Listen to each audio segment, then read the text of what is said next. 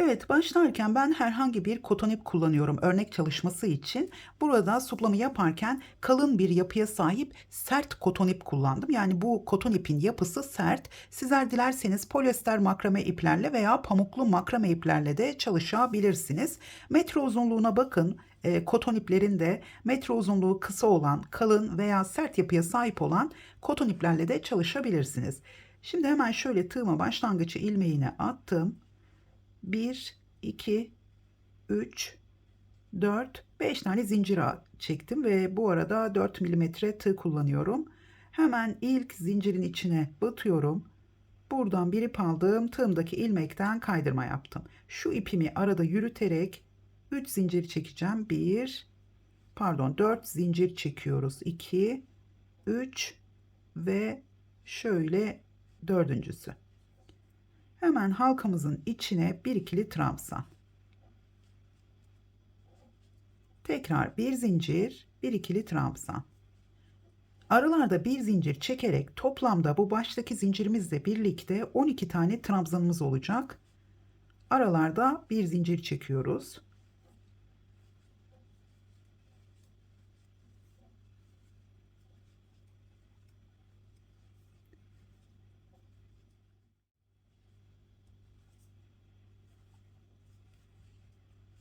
Evet, şöyle 12. ikili trabzanımı yaptım. Tekrar sayalım. 2, 4, 6, 8, 10, 12. Şimdi sonda yine bir zincir çektim. Başlangıçtan sayıyorum. 1, 2, 3. zincirin içine batıyorum. Hemen buradan bir ip aldım. Tığımdaki ilmekten kaydırma yaptım. Şu arada da bir zincirimiz. Şöyle dördüncü zincirin içine batmışım. Şöyle bir zincir çektim. 1, 2, 3.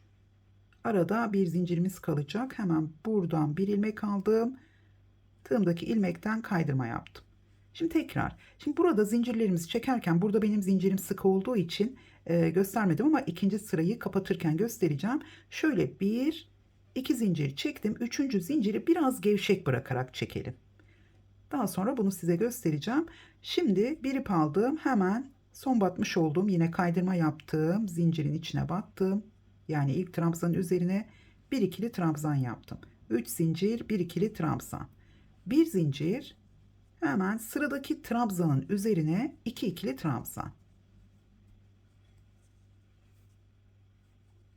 Şöyle ikincisi, tekrar bir zincir, sıradaki trabzanın üzerine iki ikili trabzan. İkinci sırada yine arada bir zincir çekiyoruz. Bütün trabzanların üzerine iki trabzan yaparak sırayı tamamlayacağız.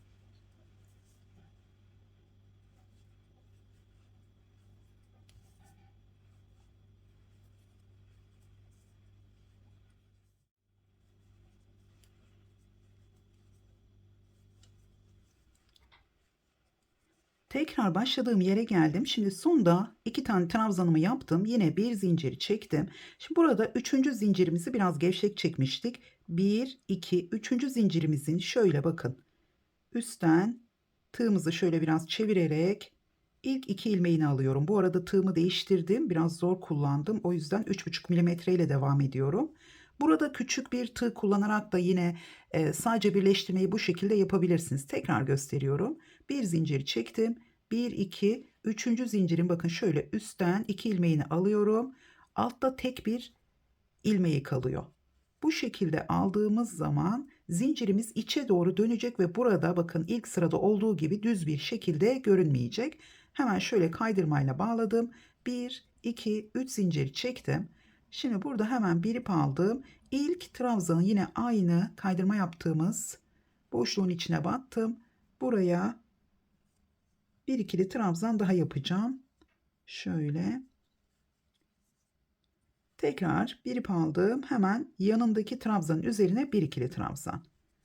Yani bu sırada gördüğünüz gibi bir tane arttırma yapmış olduk. Bir zincir, hemen sıradaki ilk trabzanın üzerine iki ikili trabzan, yanındakinin üzerine tek trabzan yapıyoruz. Bu hep bu şekilde ilerleyecek. Yani bu suplanızın olmasını istediğiniz büyüklüğe gelene kadar sıralar eklerken hep aynı şekilde arttırma yapıyoruz. Bir zinciri atlıyorum. İlk trabzanın üzerine iki ikili trabzan. Yani arttırmamızı bu ilk trabzanın üzerinde yapmış oluyoruz. İkincisinin üzerine tek trabzan. Şimdi bu şekilde başlarsanız aslında farklı supla modellerine de gerçekten arttırmayı karıştırmıyorsunuz. Yani düz ördüğümüz modellerde her seferinde arada 2 tane, 3 tane, üçüncü sırada 4 tane atlayıp hani bir çift, iki tek ya da iki tek, bir çift şeklinde ilerliyoruz ama bu şekilde yaptığımız zaman çok kolay oluyor. Yani hep kenar modellerini değiştirerek aynı orta başlangıcı yaparak suplu modelleri yapabilirsiniz. Hemen şöyle ikincisinin üzerine bir ikili trabzan yaptım. Şimdi bu sırayı da tamamlayayım. Tekrar yeni sıraya başlamayı göstereceğim. Çünkü hep aynı şekilde ilerleyeceğiz. Birkaç sıra öreceğim. Sonra size kenar çalışmasını göstereceğim. Hemen bu sırayı tamamlayıp tekrar geliyorum.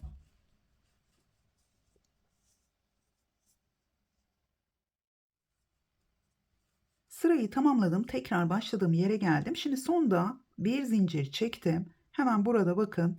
1, 2, 3. zincirin şöyle üzerinden tığımı biraz çevirerek ilk 2 ilmeği alıyorum. Hemen tığımdaki ilmekten kaydırma yaptım. Tekrar 1, 2, 3. ilmeği biraz gevşek çektim. Bir ip aldım. Şimdi yine ilk trabzanın üzerine arttırma yapıyoruz. Bir ikili trabzan. Yani zincirimizle birlikte 2 tane trabzanımız oldu. Şimdi yine sonda 2 tane trabzanımız var. Bunların üzerine tek trabzan yapıyoruz.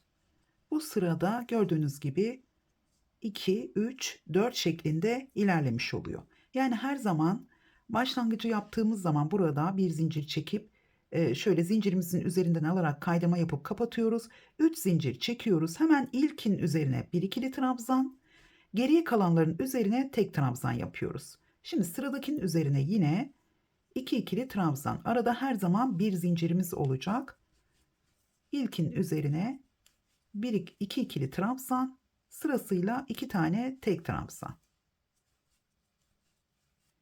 Şimdi sıraları eklemeye devam ederken dikkat etmemiz gereken, sizin istediğiniz ölçüye gelene kadar sıralar ekleyeceksiniz. Fakat eklemiş olduğunuz son sıra 3'ün katları olması gerekiyor kenar çalışması için. Bunu da hemen göstereceğim. Şimdi ben bu sırayı tamamladığım zaman 3'ün katları olmuş olacak. Şöyle sayıyoruz. Bakın şu aradaki zincirde sayıyoruz. 3'ün katları olarak saydığımız zaman. Şimdi burada 1, 2, 3, 1, 2, 3, 1, 2, 3 boşlukla birlikte yine 1, 2, 3 oluyor. Yani burada alt sırada 1, 2, 3, 4, 1, 2, 3, 4. Yani burada 2'nin katları olarak ilerliyor. Burada 3'ün katları olarak ilerliyor. Şimdi kenar çalışması yaparken 3'ün katları olması gerekiyor. Benim bitirmiş olduğum bakın suplada burada son sırada 1, 2, 3, 4, 5, 6, 7, 8 boşlukla birlikte 9. Yani 9'un katları da 3'ün katları oluyor. Tekrar burada 8 boşlukla 9 oldu. Eğer bir alt sırada burada 7, 8 olduğu zaman çift sayı oluyor. Yani tek sayının olduğu sırada biz supla çalışmamızın kenar çalışmasına başlayabiliriz. Şimdi ben bu sırayı bitirdikten sonra hemen size kenar çalışmasını göstereceğim. Çünkü bundan sonra hep artarak ilerleyecek. Hemen burada tekrar göstereyim. Bakın bu şekilde hep ilkin üzerine arttırma yaparak ilerleyebilirsiniz. Şunu da söylemek istiyorum. Bazen bu bölümlerin arasında bir bölümün ilkin üzerine 2 tane trabzan yapmayı unutabilirsiniz. Bunu fark ettiğiniz zaman yeni sırada hem ilkin üzerine 2 tane yapın hem de sonuncusunun üzerine 2 tane yaparak bütün bölümlerin aynı sayıda olmasına dikkat edelim. Evet, ben sırayı tamamlayıp kenar çalışması için tekrar geliyorum.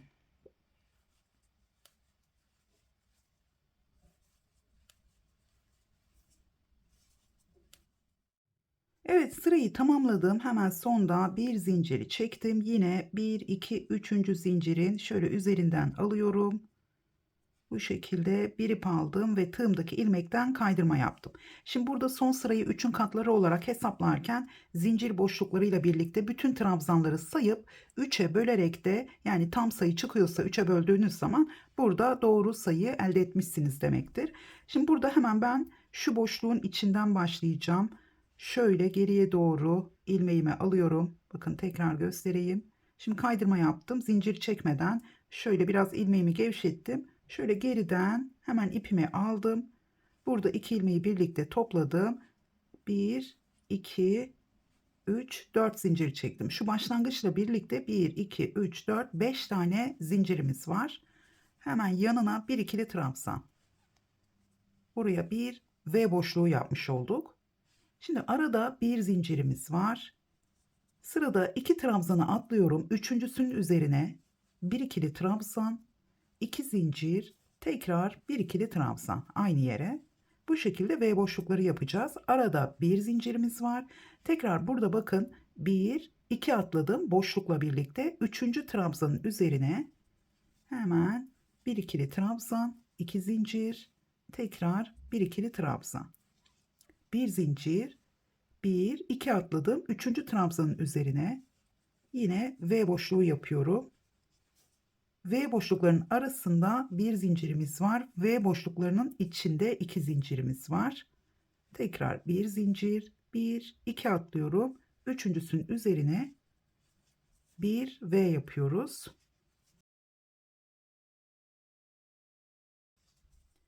Evet, bu şekilde bu sırayı tamamlayacağız. Hemen şurada göstermek istiyorum. Bakın benim bitirdiğim son sırada hep boşluklara da V boşluğu denk geldi. Gördüğünüz gibi iki tane de burada V boşluğumuz oldu. Şimdi ben burada 8 tane trabzanımız varken bitirdim. Suplamın ölçüsü şöyle hemen size göstermek istiyorum.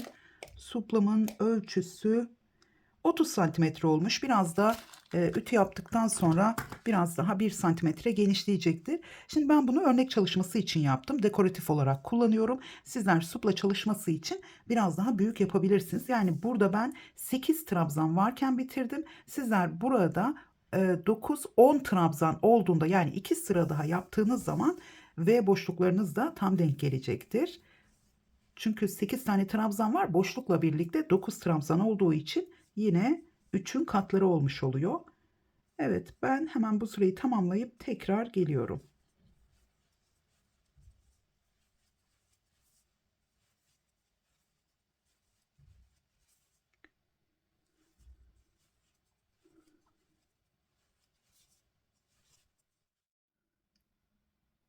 Son sırayı tamamladım. Tekrar başladığım yere geldim. Sonda bir zincir çektim. Yine burada zincirimizin üzerinden şöyle 1, 2, 3. zincirin bu şekilde üzerinden 2 ilmeği alıyorum.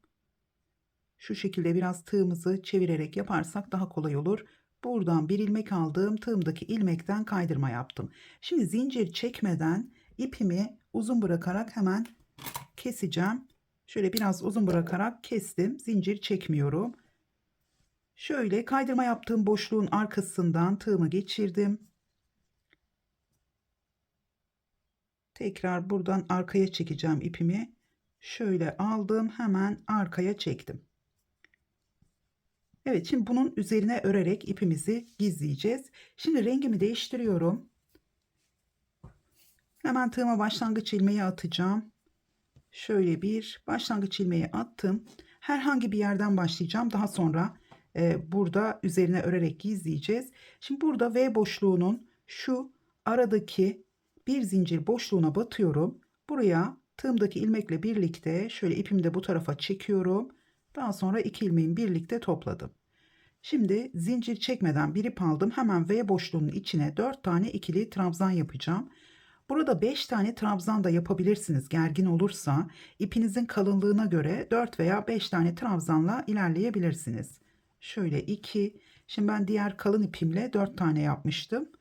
Burada hemen bakalım. Bu ipimiz biraz ince. 3, 4. Hemen aradaki bir zincir boşluğuna bir sık iğne. Evet, bu da yeterli geldi. Gördüğünüz gibi gergin olmadı. Tekrar bir ip aldım. Sıradaki V boşluğunun içine 4 ikili trabzan.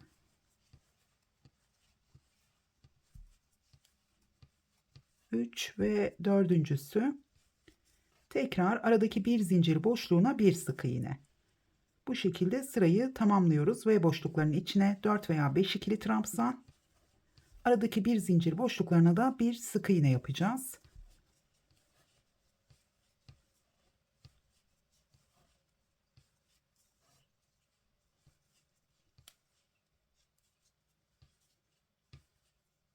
Bakın burada ipimizi kestiğimiz yere geldim. Hemen şöyle çektim. Üzerine trabzanlarımı yapacağım. Yine sık iğnemizde yaptığımız zaman arada ipimizi sağlamlaştırmış olacağız. Burada çok kısa kesmeyelim çünkü zincir çekmediğimiz için ipimiz tekrar çıkabilir. Hemen şöyle bakın, bir tane de sık iğne yaptım. Tekrar buradan ipimizi çekiyorum, üzerine devam edeceğim.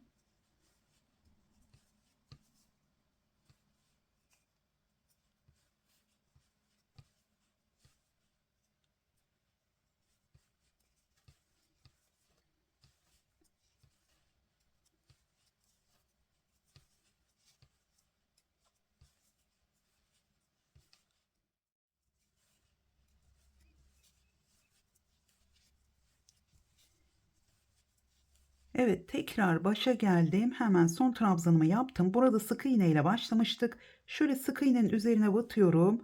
Buradan bir ip aldım. Tığımdaki ilmekten kaydırma yaptım. Yine zincir çekmeden ipimi uzun bırakarak kestim. Hemen şöyle biraz çekelim. Tekrar sık iğnenin arkasından tığımı geçirdim. İpimi arkaya çekiyorum. Evet, şimdi bu sıra trabzanlı sıra olduğu için biraz volanlanma yapıyor. Bu kadar volanlanma olması sorun değil. Çünkü ikinci sırayı yaptığımız zaman toparlayacak. Hemen rengimi değiştiriyorum. Yine ana rengimle de devam edeceğim. Tığımı başlangıç ilmeğine attım. Şimdi herhangi bir sık iğnenin üzerinden başlayacağım. Şöyle yakından başlayacağım. Burada ipimizi nasıl gizlediğimizi göstereceğim. Şimdi sık iğnenin üzerine batıyorum. Buradan bir ilmek aldım. Hemen ipimi şöyle ilmekleri toplamadan ipimi bu tarafa çektim. İki ilmeğimi birlikte topladım. Şimdi bir ip aldım. Hemen zincir çekeceğim. Şöyle bakın, ipi bu tarafa çektiğim için tekrar şöyle arada gizleyerek 2, 3, 4 ve 5 tane zincir çektim. Yani şu başlangıçtaki sık iğnemizle birlikte toplamda 5 tane zincirimiz oldu. Hemen aynı yere batıyorum. Bir ikili trabzan yaptım. Yine başlangıçta V boşluğuyla başladık. Şimdi arada bir zincirimiz var. Zincirlerimizi burada çok sıkı çekmeyelim. Hemen sıradaki sık iğnenin üzerine geliyorum. Buraya yine bir V boşluğu yapacağım. Tekrar 2 zincir çektim. Aynı yere bir ikili trabzan. Arada bir zincirimiz var. Tekrar buraya geldim. Bakın, ipimizi kestiğimiz yerdeyim. Hemen şöyle sık iğnenin üzerine battım. Buraya bir ikili trabzan, 2 zincir. Tekrar aynı yere bir ikili trabzan yapıyorum. Şimdi bu kalan ipimizi daha sonra iğne yardımıyla ya da ince bir tığ ile aralarda gizleyeceğiz. Tekrar bir zincir, sıradaki sık iğnenin üzerine devam ediyorum.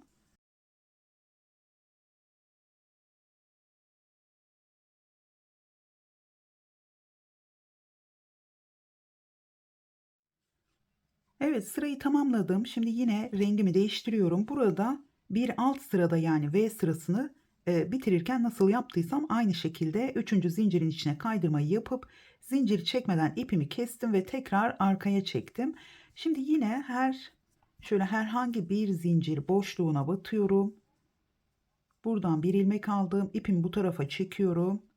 Şöyle iki ilmeği birlikte topladım. Bir sık iğne yapmış oldum. Şimdi bir ip aldım. Şu ipimi bu tarafa çekeceğim. Biraz kısa bırakmışım.